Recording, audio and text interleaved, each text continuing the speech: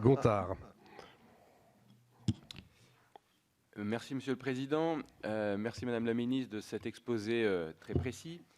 Donc vous venez de nous faire part ce matin de votre ambition pour le ferroviaire français, malgré l'endettement structurel qui pénalise SNCF Réseau. À ce titre, je salue la décision du gouvernement de mettre en pause certains grands projets coûteux et souvent écologiquement controversés, comme le Lyon-Turin. Comme vous le précisez, le réseau ferroviaire régional n'est pas un réseau secondaire. C'est effectivement le réseau du quotidien pour l'immense majorité de nos concitoyens, la seule alternative à la voiture qui permette de limiter nos émissions de CO2. Vous parliez de mobilité plus propre, mais depuis toujours, et vous l'avez dit, elle souffre de la priorité d'investissement accordée au TGV. Ainsi, les infrastructures sont vieillissantes et nécessitent d'importants travaux de rénovation et de modernisation.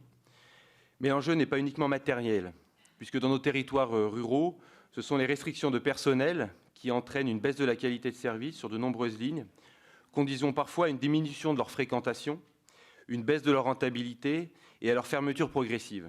C'est un cercle vicieux qui est insupportable.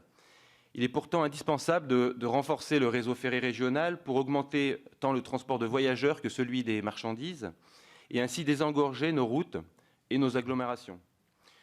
Pour vous donner un exemple, dans mon territoire alpin, c'est la ligne Grenoble-Veynes-Gap, l'étoile ferroviaire de Veynes, unique desserte ferroviaire entre les Alpes du Sud et les Alpes du Nord, qui est menacée de disparition.